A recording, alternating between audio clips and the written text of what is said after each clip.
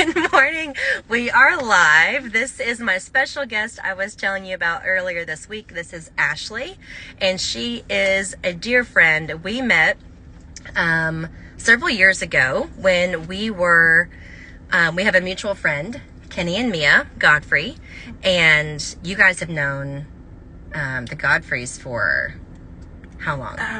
Taylor was 4 years old. Yeah. She's 22. Right. So 16, 17 years. And I've known Mia, so you knew Kenny. Yes. And I've known Mia for the last 13 years. And then Kenny and Mia got married and they joined all their friends together and we met. And now we go to the same church.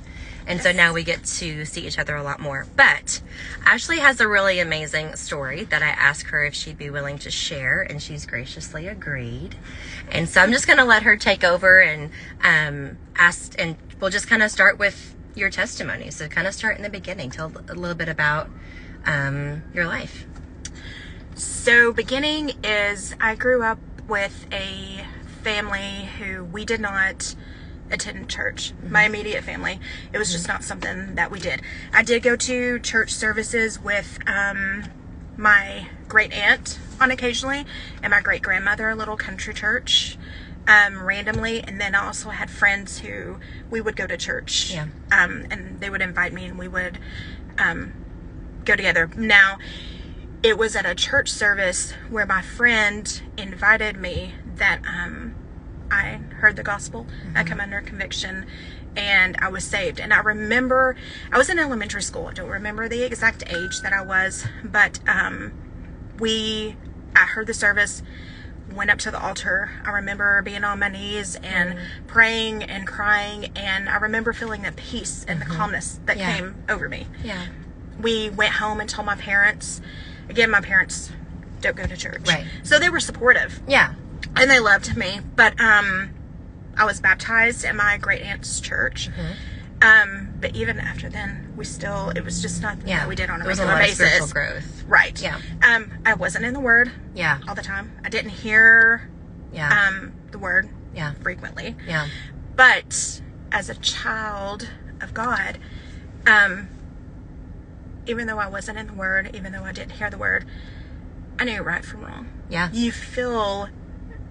You fall under conviction. You fall under when you're making poor choices. Yeah, the Holy Spirit's telling you, okay, this is not something that you should be doing. Right. So fast forward, even in high school, I was hanging out with friends. I was doing things that I should not have been doing. My parents love my parents. They trusted me probably a little more than what they should have. It was never talked about, this is what you need to do, this is what you don't do, this is good choices, this is bad choices. It was kind of like understood. Yeah. You're a smart girl, you know what to do. Yeah. I was a smart girl. The Holy Spirit did tell me that what I was doing I should not be doing, but I wasn't strong enough to say no. Yeah. I wanted to fit in. Yeah. I wanted to follow. So I was following the wrong. So how old, like around this time in my life, how old were you? In 14, I started making the wrong decision. I was trying to, as a teenage girl, to, the attention was more than, I wanted it more than what I should have. Yeah. So therefore, friends, we were doing, like I said, we were doing things we shouldn't be doing at that age. But through the poor choices that I made and through me not being able to be strong enough to say no, I found myself at 16 pregnant. Now with that, I was not, once I found out that I was pregnant, I was no longer in a relationship with that boy. I found out that I was pregnant through me being sick. So essentially the baby was taking everything that it needed and left me lacking. Right. So I found myself, I was almost passing out. I was extremely anemic. The doctors were doing all these tests and asking my mom, are you sure she's just not pregnant? Yeah, I'm not pregnant. No. Yeah. So fast forward, long story short, once I'll call it a diagnosis. Once I found out that I was expecting and I was pregnant, I was 7.5 months along. Oh, wow. So all the questions, how did you not know that you weren't pregnant? Okay, did you not feel the baby move? Were you not showing? Did you not? Yeah. The answer was no. Now, I may have been in denial. I could have been. Right. But I was still wearing the same. You're also really young. You didn't know what any of that felt like, and you weren't expecting it. No. I mean, did you have your cycle? I did spot some. I did not have a regular cycle, but it was enough for me to say, okay. Yeah, I'm good. I am good. Yeah. I'm okay. But with me still wearing the same clothes, with me, I was extremely tired. Mm-hmm. But, no. Yeah. I didn't know. Now, once I found out, things started making more sense. Mm-hmm. And once I found out, I did start showing. Mm-hmm. So it was one of those things of, okay, well, maybe, I don't know. God had his hand in all of it. Because whenever I think about it, when it happened, it was, okay, there's no way. My parents, like, again, I love my parents. They were very supportive. Once I found out, they immediately looked at me and said, what do you want to do? Mm. And I said, I can't. I'm 16 years old. Yeah. I can't raise a child. Yeah. I'm still in high school. It's my senior year of high school. I can't raise a baby. Mm. And they said, well, would you like, they were gracious enough. Do you want us to take care of it? We can raise it of our own. Wow. Like, I'm not going to put that burden on them. Yeah. I mean, we were nowhere near, financially, we couldn't support another. I'm like, I'm not going to do that to you. Before I knew for a fact how far along I was, they said, is this something you even want to consider? Do you want to get rid of it? And I'm like, I can't. Yeah. Like, I am too far along. And in my mind, I'm like, I knew when I had made that last poor decision, I'm like, it's too far. Yeah. I said, but I can't raise this baby on my own. Yeah. They said, okay, well, do you want to give it up? And I said, I want this child to have what I cannot give it. Yeah. And that's the one thing that I knew immediately, is that I wanted that child to have a mother and a father. It's not what I could give them. Yeah. I couldn't give that to them. Financially, I couldn't support. Right. I said, okay. So it's 7.5 months. I decide, I go to an adoption attorney. They said, okay, I go through counseling. They said, do you want to pick the parents, or do you want it to be a selection? We can choose. Yeah. We go through an agency. And I said, I want to choose. So at 16, I'm going through a stack of profiles this thick. How do you choose? I'm talking about a burden. All of a sudden, I know you have hormones that are going on whenever you're pregnant, but how do you go through all of those and say, this one is more worthy than another? How did you pick? Honestly, by the grace of God. Yeah. It's only through him, because I'm like, okay, I know they said, do you want a single family? Do you want, and I'm like, no, that's one of the whole reasons that I cannot. That's the reason you felt like you couldn't do it. I want him to have what I can't give him. I want a mother and a father. I want a loving home. Yeah. So going through all of them, I ended up selecting a family who had a connection to Tennessee. They no longer live in Tennessee, but they had a connection to Tennessee. Yeah. It's a mother and father, unable to have kids. They were an older couple. So I selected them. Now, to tell the short amount, just to show the short amount of time that it was from when I found out I was pregnant until I ended up going into labor. It was a matter of only 4 or 5 weeks. Oh, wow. So all of this happened extremely fast. Extremely fast. Wow.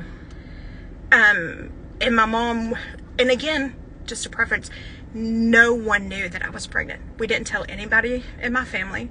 I didn't tell any of my friends. No one knew that I was pregnant. So my mom would say, okay, if you go into labor, I need you to call me. If your water breaks at school, I need you to just call me. Ashlee. I said, okay. So it was I found out I was pregnant in February. So it was coming up on March. So spring break was coming up. And she's like, it would be awesome if it happened over spring break when you're not in school.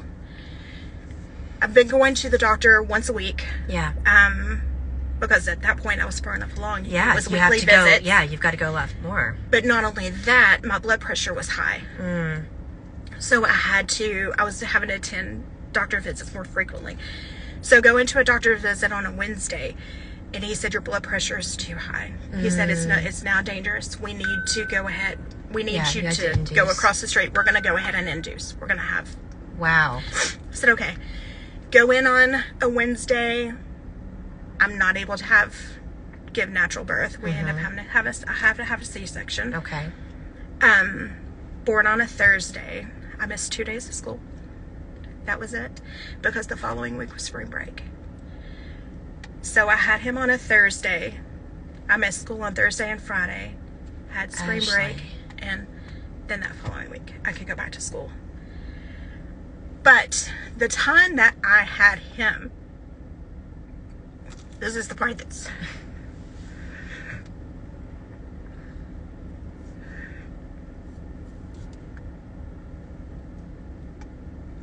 From the moment that I had him while I was in the hospital, the doctor said, I want to get you out of the hospital as quick as possible because, for your sake, the parents were called, the family came in, but unless the, doctor needed to do checkups or whatever, he was in the room with me. I fed him, I changed his diaper, I left on it. I talked to him. Yeah. He was with me. So, and one day I get to spend time with him. And before we left the hospital, because the parents were there, we went downstairs. And I say I got to talk to him. I did zero talking. I just sat and cried the whole time. Yeah. But my parents got to talk to him. We got to meet him. I got to spend time with him. So that time was, I don't know if it helped me or made, in the hindsight, I don't know if it helped me or made it worse. Yeah. But it did, it's something I needed to do. Yeah. But, in the agreement, I ask to receive a picture at least once a year. So every year around his birthday, I would get a letter. Sometimes it was with great detail of what was going on in his life, but I always received a picture on his birthday.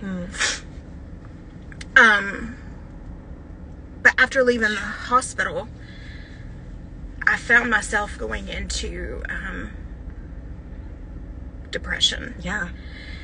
Part of it was, I don't know if part of it was because and it may have been, and you and I kind of talked about it a little bit, but adoption is one of the things now more people are talking about it. Right. Now more people are open about it. But even back then, it was almost like a taboo. You did not speak about adoption. No one knew that I had a baby. And part of it was my embarrassment. Yeah. I had made a poor choice. Yeah. And I don't know if my parents didn't tell any of their friends. They didn't tell anyone that they knew. My grandparents passed away without knowing that they had a grandchild. Wow. And it was one of those that I was embarrassed. My poor decision had this outcome. Yeah. But from that, the embarrassment of the poor choice was no longer what it was.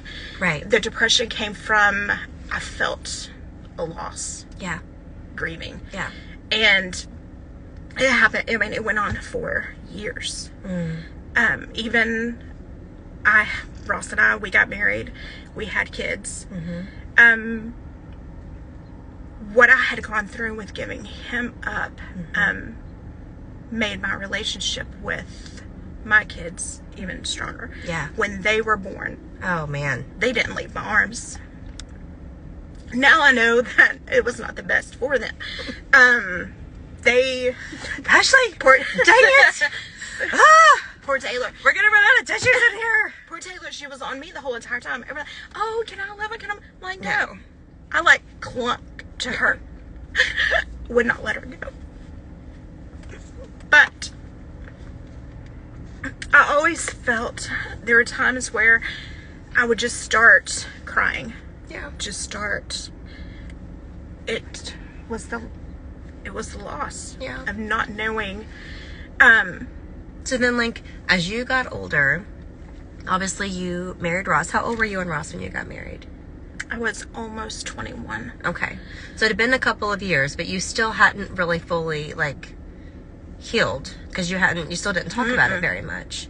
So spiritually, how do you feel like that journey was for you, where you realized that God knew, God loved you, God wasn't ashamed of you, God wasn't ashamed of any mistake that you made? Like, tell me about that spiritual side, and how did you, because where you are now is so different than when I hear about you talk about when you were 16. And so tell me a little bit about that side. Honestly, at that point, my spiritual walk was not where it should have been. Yeah. Looking back on it now, I know God had his hand in every aspect of it. God had his hand on me. Yeah. Even to the point of providing me with Ross, because I was not, through that loss, Yeah. I found myself even further away. Rather than growing closer, I found myself further away. Yeah. So it wasn't where I was supposed to be. Because the people that led you to the Lord, or the church family, they didn't know anything about it either. Like your great aunt, and like they didn't know. No. Yeah. No. So, it was through the grace of God that I was able to get through it all. But my portion of it was not as it should have been. Yeah. I was not connected to him as I should have been. Yeah. But through him now, I can see where, even though I strayed away, Yeah. and I was so hurt, I wasn't connected with him. Yeah. He was carrying me through all of it, and planting seeds and doing things. Because after I was grieving the loss, but even after I had Taylor and Zachary, a further burden came on me. Yeah. Because how am I ever going to tell my kids Yeah. that I gave them up? One, I made a poor choice. Yeah. But two, how am I going to be able to explain to them that they have a brother Yeah. that they may possibly never ever meet? Yeah. How am I going to tell them and explain to them at an age of, okay, what age can they understand? Yeah. And again, it's through God Yeah. that he had a plan all along. Yeah. We had close friends who adopted a baby, who I got the privilege of being able to watch when she was born, take care of her. And Emmeline became like a daughter to us, like a sister to Taylor and Zachary. Yeah. And it was through that that I was, when the time came, Yeah. when he turned 18, I'm like, okay, at any point he could come knocking on our door. Yeah. At any point, he's going to show up. I have to tell them. Yeah. I have to explain it to Taylor and Zachary. So you now. waited until Taylor your son and would have been Zachary. 18. Yes. Okay. I waited until he was 18. Okay.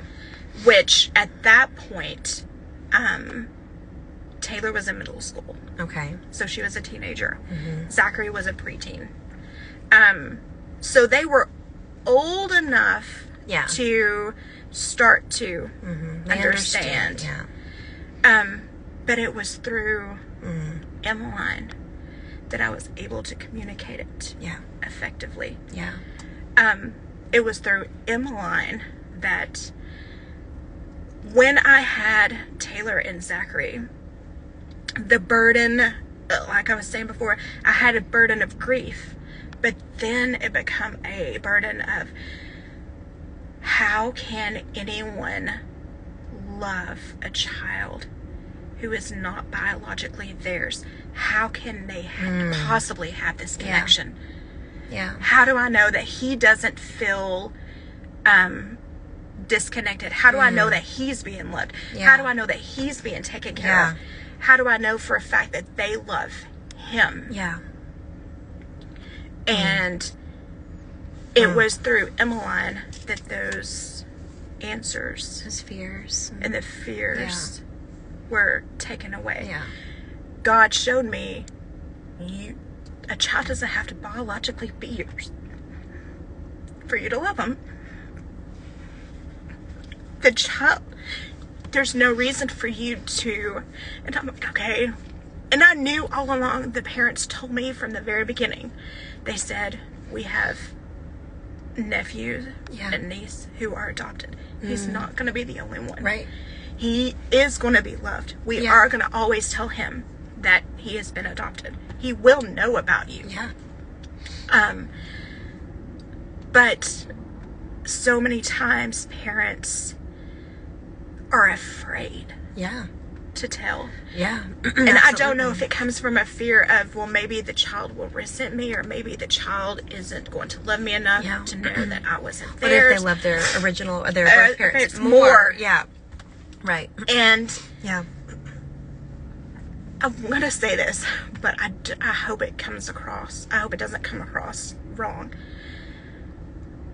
I've now, where I am in my spiritual walk now, is so much stronger. And I have seen God's love through all of this. Yeah. That if I'm able to ever meet him, it'll be a blessing. Yeah. I will welcome it. Yeah. But I no longer have that aching. Right. I no longer have that emptiness. Yeah. I no longer have the burning yearning Yeah. of, oh my gosh, when is it going to come? Yeah. Why has it not come? And you had that for years. Oh, years. Yeah. Years. Yeah. It wasn't until about 5 years ago. And I guess that's when my relationship with God got the closest that it has ever been. That he gave me peace, and he was like, okay, listen. Yeah. He wasn't supposed to be yours. Yeah. I used you. Yeah. But he was always meant to be theirs. So, it was then, I'm like, okay. He showed me this was the plan all along. And it was no longer about my poor choice. Yeah. It was about the blessing. And for that child was always meant to be theirs. And that's what he showed me. And that's why I no longer have, there's no longer pain. Now, there is sadness. Yes, he is biologically mine. Yeah. But he's not mine. Yeah. Have you ever thought about or reached out to him in any way? When he turned 18, I didn't get that last picture. So I wrote a letter to the parents, giving them, well, I'm going to tell them, give them background. Yeah. I'm going to let them know that I'm okay. Yeah. I'm going to let them know that I'm not a crazy person. Right. I'm going to let them... Because they didn't know anything about you, because you didn't communicate with them. At that point, all they knew is that I played sports. I made a poor decision. But when it comes to my life... But for years, now, they didn't hear from you. They don't know. Right. They don't know anything about me. Yeah. So I told them about being married, sent them a picture of Taylor and Zachary. Like, this is his siblings. This is what's going on. Yeah. They did write back. And they told me that he has always known about me. He did ask questions when he was younger. But he hasn't asked questions in a while.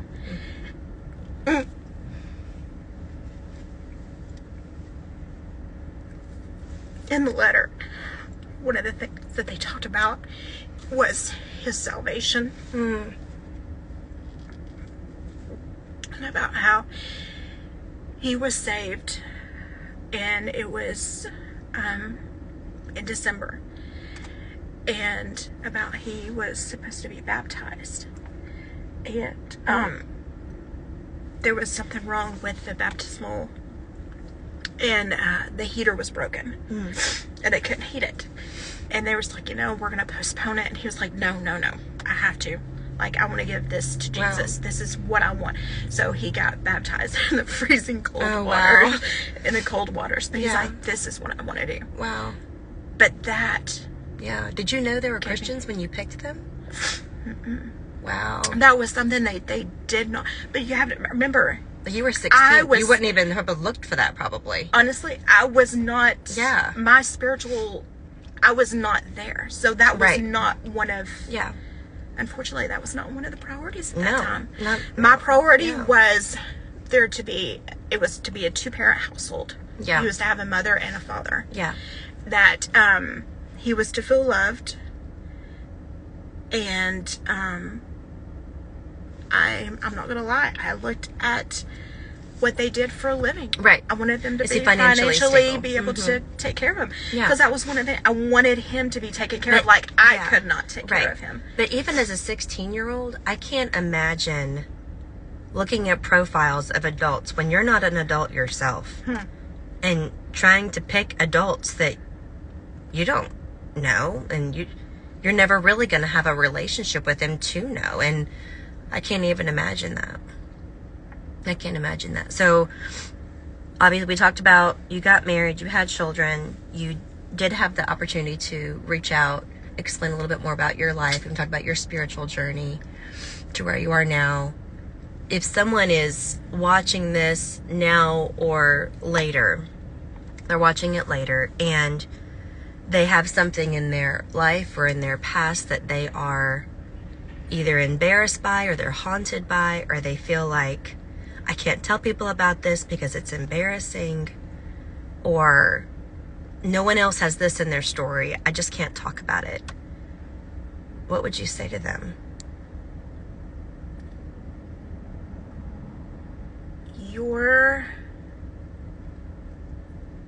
That's your testimony. It is a part of you, and God didn't choose that. Yeah. For you. That my choice. Yeah. Even I knew I wasn't supposed to be doing it. Yeah. But it's no longer something that you should be embarrassed about. It's something that is a part of you. You've grown, hopefully you've grown from it. Yeah. Let God have his hand in that and allow him to use it. Yeah. Because I refused to talk. I didn't want to talk about it. Yeah. I was ashamed to talk about it. Well, what are people going to think of me? Right. How are they going to look at me? Right. Are they going to look at me the same? Right. What are they going to think about me? Yeah. And it's no longer about you. Mm-hmm.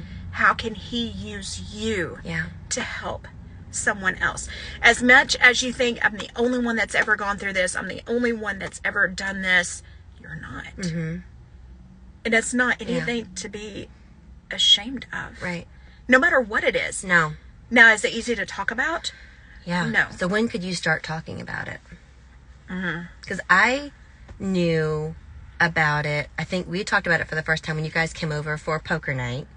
And you talked about it a little bit then. Yeah. And that was the first time you told me about it. And I was like, and you mentioned it not casually, but as part of your story. And we just kind of went on about the night. And I was like, that's kind of a big deal. I feel like there's a lot more to that story. So a lot of what Ashlee has shared, I've never heard before, because I got the 2-minute in between rounds of poker night of that. So I didn't get the full story. So when could you start talking about it? Oh. Did you tell your kids? Without feeling ashamed? Yeah. Only about 5 years ago. Wow. Because, and it's not even being ashamed, without feeling I didn't care if there was judgment. Right. If someone's judging me because of something that I have done, that's on them. Yeah. Like, right. I know that God Yeah. is not judging me. No. I know that he's got his He's hand not. on me. I know that he's had his hand in this whole situation. Yeah. However they look at it, Yeah. whatever feelings they have, and I don't mean to sound ugly, but that's on them. Right. That's their Yeah. problem. Yeah. I know how God has worked in me. I know how God has used me. Yeah. I know how, and if Yeah. they're judging me because of something that I've done, Yeah. then Right. I can't control what No. how others feel. No. And how they think. No. You can't. You can't. And no one is perfect. And no one sin is greater than another. Yeah. My sin, me having premarital sex, doing things that I should not have been doing, Yeah. is not any worse or not any greater than just Yeah. telling a lie. A sin is a sin. Yeah. Yeah. And there's no reason to, if you're hiding behind something, Right. then you're not being true to yourself. Right. I think so often we think that like the Sunday morning version of us, the dressed up version of us, is what everyone thinks we live Monday through Saturday. And underneath our Sunday clothes, we are all just regular people. We're just regular sinners. We're regular flesh. And we all fight and struggle. And, I think when we talk about our identity, and I've got a 7-year-old and a 4-year-old, and I just pray for them that their identity will be in Christ and not in what anyone else thinks about them, or not in what anyone else's expectations are, not David or I's expectations, but who they are in Christ and whose they are. Because when their eyes get on other people and other people's opinion, because they're going to make mistakes. I'm going to make parenting mistakes. They're going to make mistakes growing up. And when they remember whose they are, that changes a lot of your spiritual journey, and not who I'm trying to impress or who I'm trying to emulate. I'm not trying to be like anybody else, but be like Christ. And when we get our focus on that, that takes the stress out of a lot of other stuff. So thank you for sharing your story. If anyone would like to ask Ashlee any questions, or has questions about healing or forgiveness, or any of that with yourself in Christ, she is not on social media. We've not brought her to the dark side yet. So if you would like to reach out to her, just reach out to me, send me a message, or put it in the chat, and I will send you her contact information so you can get in touch with her. Thank you guys for joining us today. I will see you next Tuesday morning on our next Bible study. Thank you so much. Have a good Friday, guys.